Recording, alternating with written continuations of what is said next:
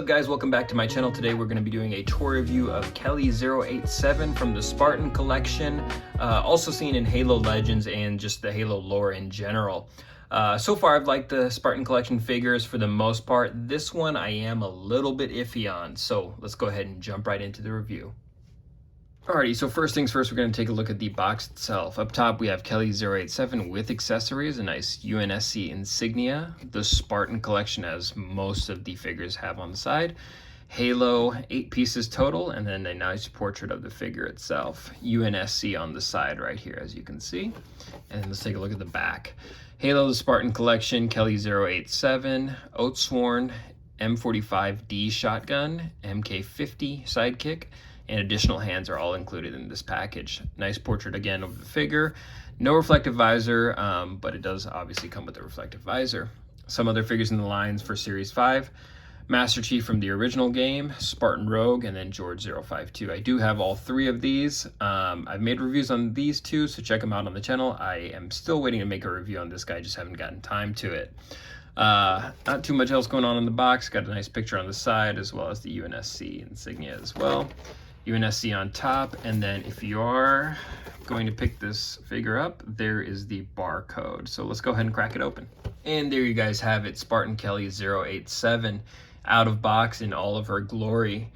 So as far as first impression goes, aesthetically this figure looks pretty cool for the most part. There's some things they did right, there's some things they did wrong overall, I think at least. I'll say this, if you're a big Kelly fan from Halo, like you love the lore, you love the storyline, the backstory, all of Kelly, if you will, this figure will probably do it for you. You're probably going to add it to your collection anyway. I think as objectively as a figure, I don't think it really does it for me. I'm kind of on the fence on whether I want to keep it or not, to be completely honest, but yeah, I don't know. I'm really iffy on this figure, to be completely honest with you. The Spartan collection's been really good, but this is kind of, I feel like they're falling off a little bit with this figure. So let's just jump right into the review.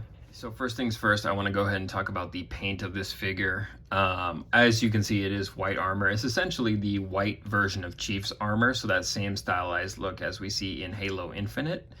But yeah, it is white. It does have a silver wash, so as I rotate it, you can kind of see silver specks here, like the gauntlet. There's some on the chest. This line has been having that used the whole time, since day one, pretty much. The figures have been having a silver wash, just to kind of make it look, I don't know, like brushed metal or whatever it may be. I think it looks fine here. I don't think they needed to do it. I think it looks good, though, for what it is. But I will say that as far as this goes, it's a good base. I've said this with every single figure that I've seen in this line, and I think a black wash would go a really far way. So instead of the silver, maybe they could give us a black, and then we could get a lot more detail, like in the feet, in the knees, everywhere really. If you look right here, these 2 little lights, as well as here with the black wash, you don't even have to put the light in. I think that would just really make it pop a lot more. So that's an example of how that could be used. More so on the aesthetic side, again, it is Chief's armor just in white. We do have a slimmer body as well, and we'll talk about that in the joint section of this review as well. It does have a chrome visor, which I'm so glad that they brought the chrome back, thank God. Imagine Emil with the chrome visor and the skull, that would look awesome. I only say that because this is close to the EVA or armor. I know he's not EVA, but similar, the dome armor, let's just say that.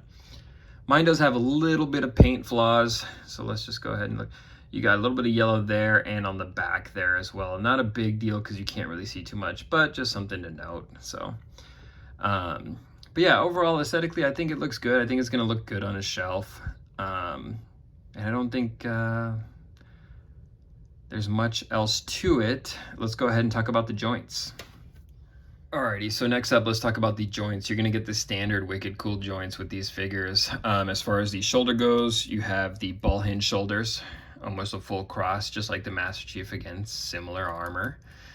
You have the head on a ball hinge. There we go, goes all the way up and around, so no hindrance there as far as looking up. Oh, and we'll get to that ab crunch in just a second, guys. As far as looking up, this is how far she looks. And then as far as looking down, this is how far she looks down. Something about this helmet, it just doesn't seem realistic looking, if that makes sense. It just seems like there wouldn't be a full head in there, to be completely honest. I don't know. It's just me. Something about it. It just seems like too flat in the front. Like you would think they would want like a little bit more in the front there. I don't know. It's just a weird gripe, but double hinged elbows, double jointed rather. As we've seen before, I think most figures should come with this nowadays. I mean, honestly. And then you have the bicep rotation. There we go. Let's make sure we're zoomed in. Bicep rotation. One big thing with this figure is you do have no ab crunch. Yeah, I'm not going to say there's no ab crunch, because the second you try to crunch it, it crunches. This is what has been my gripe with a lot of the Jazzwares figures. As far as this goes, there's no articulation in the abs. And the thing is, people have customized them to where you can totally do an ab crunch, and it doesn't change the aesthetic at all. They just shave down the ball joint in there, and it's just a world of difference. So this figure itself has been kind of the worst as far as the joint in there. It just pops off, honestly. This popped off when I was taking the figure out of the box. So and I think it's partially due to this. And there goes the legs. So that's the first. Let's see. Let's pop that back in if we can. Sorry, guys. This is production value at the finest. Anyways, it's a slimmer torso, so it makes a little bit sense why it might pop off a little bit easier. It's not like as adhered to the base of the abdomen as much. I'm just making stuff up at this point. But it is a gripe, and they can definitely fix it. We've seen people fix it in the aftermarket, so I don't think that should be an issue anymore. We have the ball hip joints. They are kind of hindered right here because of these two plates right there. Not really going too far, and if you do go too far, you know what's going to happen. The leg's going to pop off. We have the thigh swivel, thigh cut swivel, whatever you want to say. The infamous knees. These knees do not look good at all, and it's a bummer because that OG Chief that has the same armor as this has really good looking knees, but they switch over to this maybe to save plastic, because it is less plastic here than having a full stock knee. Pretty sad, honestly. That just, yeah, that's not doing it. But again, I mean, everybody has their reasons, right? So I am not Jazzwares, so I would not know.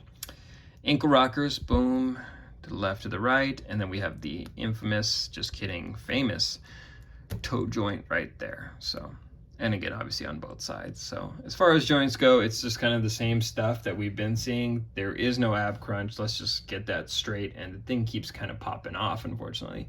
Now it's easy to pop them back in and stuff like that, but I just kind of wish the build was a little bit different. They can definitely get more range with less plastic, so that sounds like a plus. And then maybe we can get our knees back, because then they can just replace that plastic into the knees.